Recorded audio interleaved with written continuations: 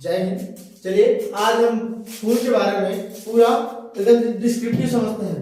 फूल में कितने भाग होते हैं और पुष्प का कौन सा नर वाला भाग है और कौन सा मादा वाला भाग है। फूल के 4 भाग होते हैं। जैसे देखिएगा, सबसे पहले क्या होता है, जैसे बाह्य दलपुंज। बाह्य दलपुंज देखिए हरे कलर का होता है। जैसे जो पत्ती होता है ये होता है बाह्य दलपुंज। क्या होता है? बाह्य दलपुंज। बाह्य दलपुंज। अब देखिए ये जो कलरफुल पत्तियां होती हैं इनको कहते हैं दलपुंज। दलपुंज। और इसमें एक जो लंबा वाला भाग है इसको कहते हैं पुंकेसर। पुंकेसर जिसे पुमंग भी कहते हैं। और इसमें ये वाले भाग को कहते हैं स्त्रीकेसर। स्त्रीकेसर। अब देखिए इसके अंतर्गत क्या क्या होता है। जैसे हम देखते हैं पुष्प के 4 भाग होते हैं, इनके अंतर्गत देखते हैं। आज हम इसका पूरा डिस्क्रिप्टिव जानते हैं। देखिए जहां से हम किसी फूल को तोड़ रहे हैं या तो किसी को गिफ्ट देने के तौर पर हम यूज करते हैं तो सबसे पहले डंठीदार हमारा क्या रहना चाहिए, ऐसे डंठीदार। तो इसे जो डंठीदार होता है इसे कहते हैं वृंत। क्या कहते हैं इसे? वृंत।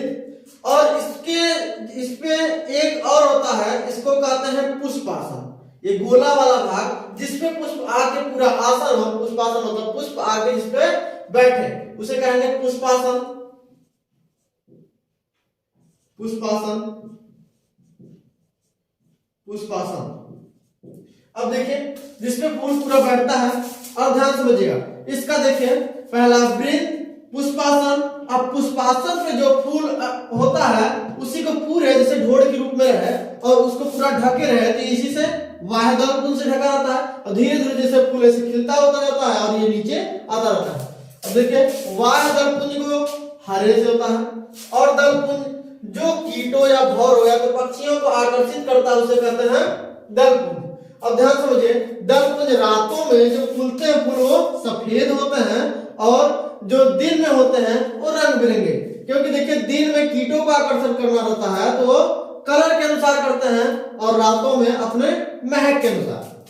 अब ध्यान समझिए, ये पुंकेसर के देख लीजिए, ये जो लंबा वाला भाग है इसको कहते हैं पुमंग। इसके 3 भाग। देखिए इसके 3 भाग। पहला लंबे वाले भाग को कहेंगे पुमंग।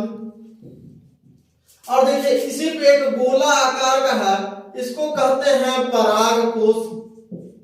परागकोश। अब देखिए इसी के अंदर छोटे छोटे कण होते हैं, इस कण को कहते हैं परागकण। परागकण। अब ध्यान से देखिएगा, इसमें देखिए नर वाले भाग में 3 है, पुमंग और क्या क्या है, परागकोश और परागकण। अब छोटे छोटे, अब देखिए इसी का निषेचन कैसे होता है इसके बाद बताता है। जैसे देखिए इसमें आपका ये वाला पुष्प का पुमंग मतलब पुंकेसर, ये नर वाला भाग है। अब देखिए स्त्री वाला भाग, इसको जो कहते हैं ऊपर वाले, इस वाले भाग को कहते हैं वर्तिकाग्र। क्या कहेंगे भाई? वर्तिकाग्र। और इसके यहां से लेके यहां तक वाले भाग को कहेंगे वर्तिका। वर्तिका कहेंगे।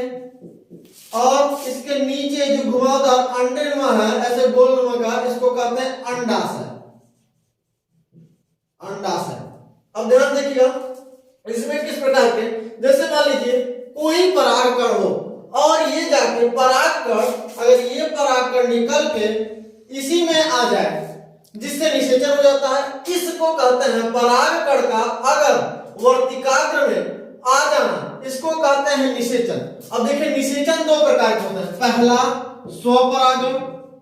स्वपरागण। और दूसरा होता है परपरागण।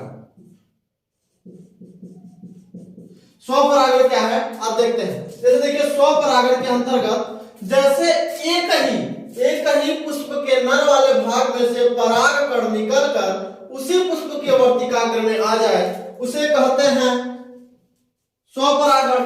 अगर मान लीजिए कोई अन्य पुष्प, जैसे मान लीजिए यहाँ कोई पुष्प है और इसका परागकण इसके वर्तिकाग्र में आ जाए और निषेचन हो जाए, उसे क्या कहते हैं? परपरागण। स्वपरागण से अच्छा माना जाता है परपरागण। अब स्वपरागण से अच्छा परपरागण माना जाता है। क्योंकि देखिए अगर मान लीजिए, इसलिए माना जाता है परपरागण में जो भी फूल खिलते हैं उस प्रजाति सुंदर भी, उनके आकार भी आकर्षण होते हैं।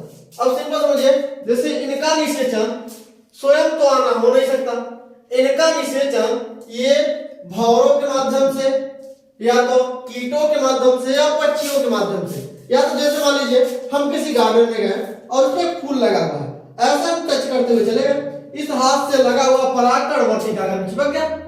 मान लीजिए इस वाले में हुआ तो स्वपरागण, अगर दूसरे वाले में से वर्तिकाग्र में टच हुआ तो अगर उसमें परागकण गया तो उसे क्या कहेंगे, परपरागण। इसके अंतर्गत जो ये पुष्पों में होता है निषेचन, इसे एक कहते हैं स्वपरागण और परपरागण। इसी से जैसे अगर मान लीजिए इसमें निषेचन होता है तो इसमें से दो इसी अंडाशय में आ जाते हैं। अब जब परागकण इसमें आते हैं तो निषेचन, जिससे फूल से ही बनता है फल।